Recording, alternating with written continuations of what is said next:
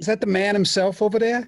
It's me. How you doing, Paulie? So you ready to go? I'm game. Thanks for being on. Thank you. Thanks for having me. Wipe this thing off.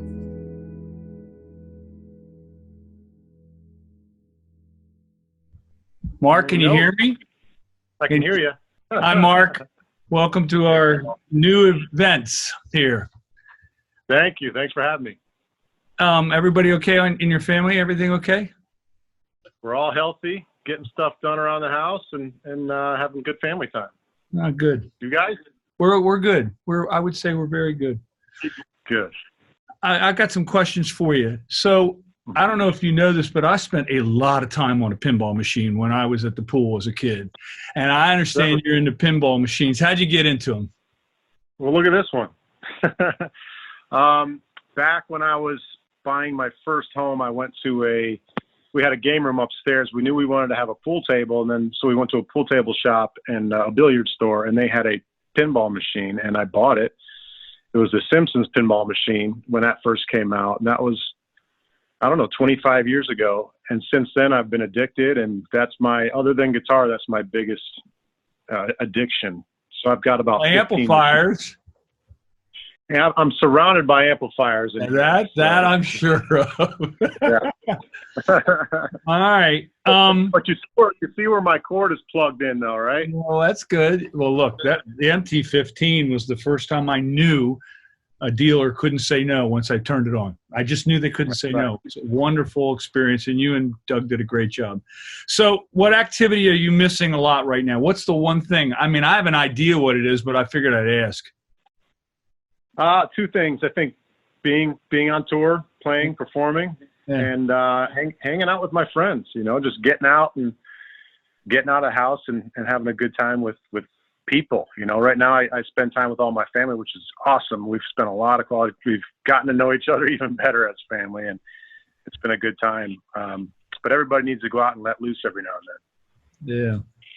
So my mother was a acoustic guitar player. She played folk songs. The fox went out on chase one night, da-da-da, those kind of things, right? Anyway, that was my earliest memory of music, and them giving me a ukulele. What was your earliest memory of music, and what inspires you to pick up the guitar, Mark? My earliest is being in the back of Mom and Dad's car and listening to 70s soft rock, which is still probably my tied for my favorite kind of music. That old Christopher Cross and Rod Stewart's and Jerry Rafferty's, that kind of stuff is my. Rafferty, I love. Rafferty, I love. Oh yeah, I love that kind of music. It just it puts me at peace, and I think my songwriting is pretty much a combination of that kind of music mixed with what I found later in life, which is my heavy metal stuff that I fell into years later. So I try to combine those two worlds. All right, so Mark, you don't live a normal life in terms of just going up and going to work and coming home every day, but you have this big role of playing music. And what is that right now for you? What is playing music, and how different is your life than your normal life, which is normal anyway?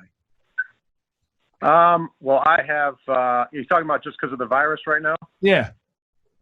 I just switched gears. We had tours planned throughout the entire rest of the year, and it's a big shame because with Alter Bridge, we've had a lot of great momentum, and everything just kind of stopped. We had all these great tours booked through the rest of the year. We've got one on hold for September that might still happen, but it's we don't know. We're kind of at the mercy of this virus. But so I pretty much just switched gears to, as a musician, touring musician and a writing musician, you're either touring, performing, or you're, producing music to be able to perform. So now I'm writing music. I'm going into the studio every day, actually, right now with Elvis, my producer, and we are putting together demos for knocking out pre-production now while we have nothing else that we can do. Well, that's great. So do you have questions for me? Yeah, my silly question for you is, if you're at the crossroads in a guitar duel for your soul, who was the other guitar player you did not want to see step on stage? Jeff Beck. Yeah, that's a good one. Jeff Beck's definitely a good one. And look, Mark, I'm a big fan of yours. I'm a big fan of Carl's. I'm a big fan of John's. All these guitar players, Neil, David, some of the best gunslinging I ever saw. David Grissom walked out to the front of the stage and tore it down. You know what I'm talking about. I saw Bosco play a couple of years ago, and every guitar player in the place was glued to the side of the stage because they couldn't believe what was going on, right? So, I don't know. But I would say Beck first because he just doesn't repeat himself. I got a chance to actually sit with him for a second while he was playing a guitar that I had made. And he went from Broadway into jazz, into Jeff Beck, into blues, back into Jeff Beck, back into jazz, back into Broadway in 45 seconds. And I wasn't stunned at what a good guitar player was. I was stunned at his musical encyclopedia. It was extraordinary. He is definitely one of my top 5 of all time, I'm sure. All right. So that's first question. I answered it fast. All right. So my second question, you brought up Neil and we brought up the Crossroads. So if you're at the earlier Crossroads in life, when you were just meeting Carlos Santana and making his guitar, I remember when Carlos had kind of championed Neil Schon back in the early days because he saw talent in him and look what's happened to Neil in his career.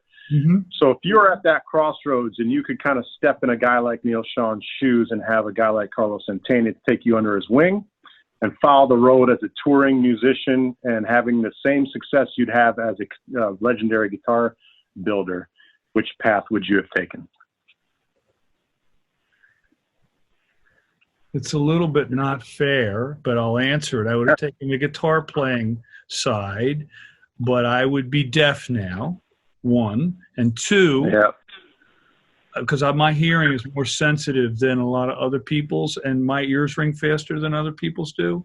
And the problem with wearing earplugs and in-ear monitors is that it makes it worse in a way. But that's a long discussion. But, you know, I look at these guitars that I made in my early 20s and I go, how did he know? How did this kid know? And somehow I viscerally understood how to do it. So if I walked in a music store and played, everybody would run away. But if I opened a case, it would draw a crowd. So I had to pay attention to that feedback from the world. So to not listen to what the world was telling me would have been not cool, although, you know, being under Carlos Santana's wing and doing what Neil did would have been unbelievable. Those were magic times. I would have loved to play in the Allman Brothers. Well, you kind of get to do both nowadays. You get to play with all your favorite artists all around the world, right? Yeah. Look, I used to have these dreams. That I was playing the Allman Brothers, and just as I was on stage, they send me off the stage over and over and over again. And one time, Greg actually said to me, "Next time we play, you're playing with us." And I was standing there. He didn't invite me up, right? So I was with the Colonel, and O'Teal was playing bass, and Herring was playing guitar, and they were playing, and they started this Allman Brothers thing that they invited me to play on, and I got to do with those guys. It wasn't Greg singing, but it was Colonel, you know, it was the Colonel and everybody else. It was a Aquarium Rescue Unit, and I got to play Betts' parts in this tune, and the Colonel looked over at me with his jaw dropped and looked at me like, what in the hell? The dreams stopped, Mark. They stopped.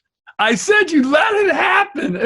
O'Teal was beaming. It was great. Jimmy was great. Listen, Herring's playing state-of-the-art guitar right now. He's really. Oh, yeah.